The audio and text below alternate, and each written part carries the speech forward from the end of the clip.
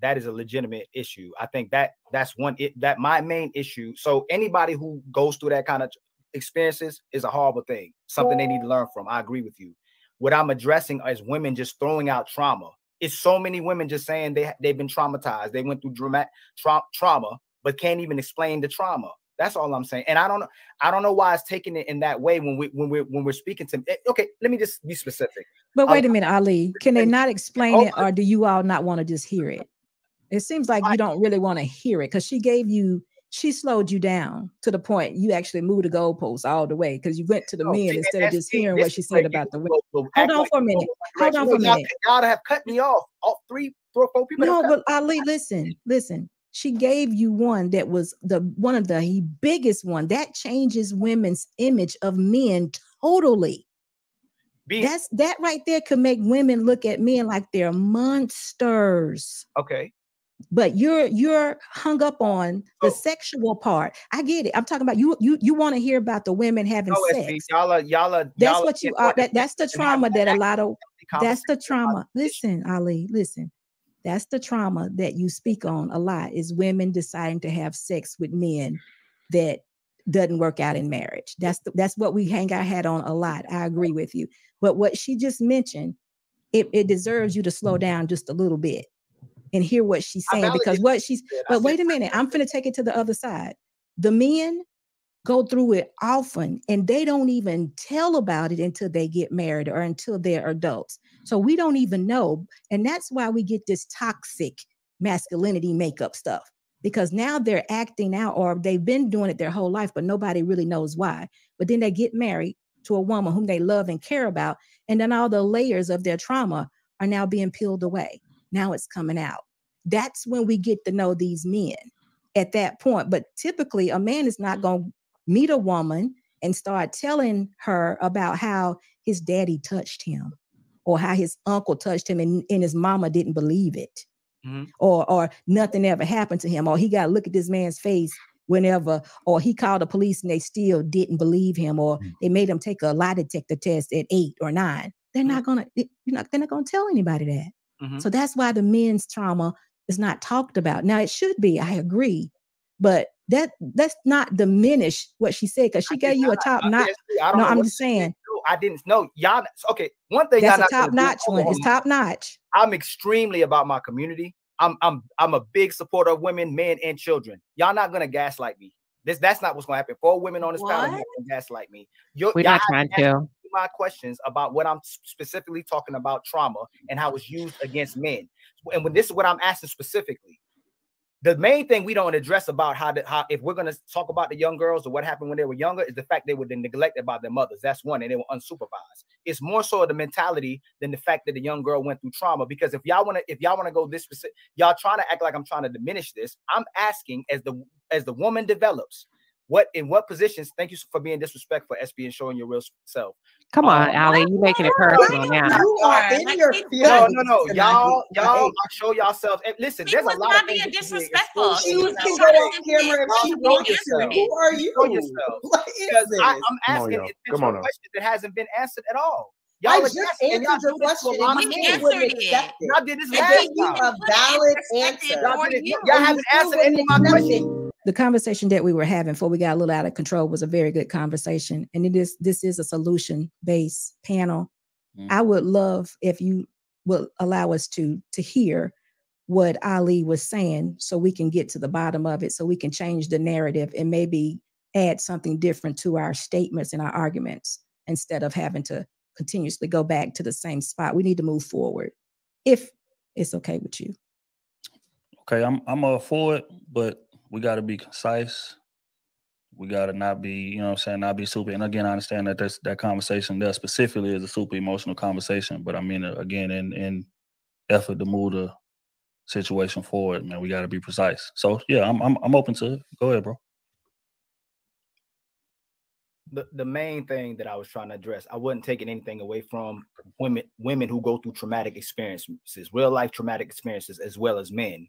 What I'm saying is that a lot of times when we meet each other and we're supposed to treat each other a certain way, women will use traumatic experiences, or men will use traumatic experiences as a reason why they can't do what they can't perform for that person. So I'm asking, in life. There's certain things that men have to go through, right? And women have to go through that teaches us certain things, learning curves. So when I was talking about the dynamics of a household, a lot of things that we're going through is based off mindset more so than the actual experience. So there's a lot of households where women and boys and girls watch adults handle situations in inappropriate ways, might have been drinking, smoking, indulging in sexual activities that cause more of the decisions they made, more so of the actual experience. And what I mean by that is that when you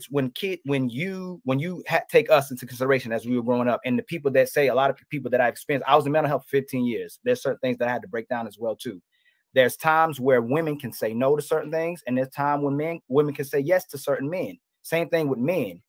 The problem is we cannot talk about the topics are sensitive with women. We cannot get to the root of that issue, because what I'm just saying is that it's used to be weaponized against men, not the ones that actually happen. I'm talking about when men meet women and they're asking their women to do corrective measures to be in relationships, they continuously bring up their trauma, but then aren't specific about the trauma as well too. So I was asking about certain traumas that women are using to weaponize. I'm not taking away from what women go through that could dramatically impact them possibly forever, and as well as men. I'm asking when it's used to be weaponized. Okay, so Kayla brought one trauma. I think B. Taylor brought another trauma. Did you consider the one that B. Taylor gave you as a trauma?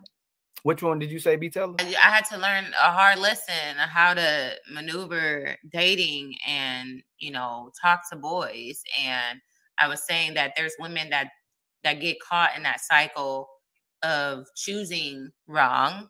And although, yeah, it's your responsibility, but you don't know what you don't know, like Kayla said earlier. And when you end up picking somebody that end up beating your ass one day, you're traumatized from that. Or let's talk about it. It's a lot of men that end up raping their girlfriends, if we want to go there. So a lot of women are not even being able to express certain things like that happens to them in that relationship. And then they go out into the world not making the best decisions. Nobody's making excuses for them. But I'm just saying, like, she wasn't taught at a young age how to protect herself. Yes, and I acknowledge that, as well as Kayla's probably one of the biggest ones. The experiences that women go through, and regardless to sexual assault. But when removing sexual assault away, that's the part I was asking. When we have to show up to each other as being accountable and responsible in growth, that's what I was asking. What do you understand what I'm trying to say? SB? I do. Oh, I do. And then I want to answer it though, because this is what you're looking for is accountability. And I totally agree with you. Totally agree with it. But just wanted to add to the argument that we've been having as men and women, that there are some real things that do go on that never, let's just say they're undiagnosed. And sometimes, and we don't even know about it. We know, but it doesn't even come out until we get in a relationship, a loving relationship, that we actually realize that we're suffering from this trauma. Because some people have put sexual assault all the way down at their toes and nobody will know. But when you get into that loving relationship, things are revealed. But I'm gonna go back and I'm gonna give you one more. And it kind of rides on what B. Taylor says. But listen, typically these traumas happen to women when it's their first, when they're just starting out, when they're young, 16, 17, 18 years old. They get involved with a man. The man says that they love him. They believe this man. They give themselves to this man because this man said they love him. It wasn't right, but it's what happened because that man loved that woman. He hurts her. Hurts her so bad she feels the pain in that hurt. But men don't feel that because sex is totally different for a man. So when he gets to a certain, time in that relationship, he ready to go. He might have asked her to marry him and everything, but when he gets done and he's tired, he's ready to go. But she's holding on because she loved him. So guess what? He leaves. She's hurt. She gets over it, per se. But see, what happens with a woman is women continuously try to fill that void of that love that she thought she had with that man that was never there. So she'll get with the next one. This is what you call undiagnosed trauma. And then the next one might say, I love you too, but it's a joke. because men think differently about sex than women do. See, this is what really, really needs to happen. We need to get to know each other, men and women.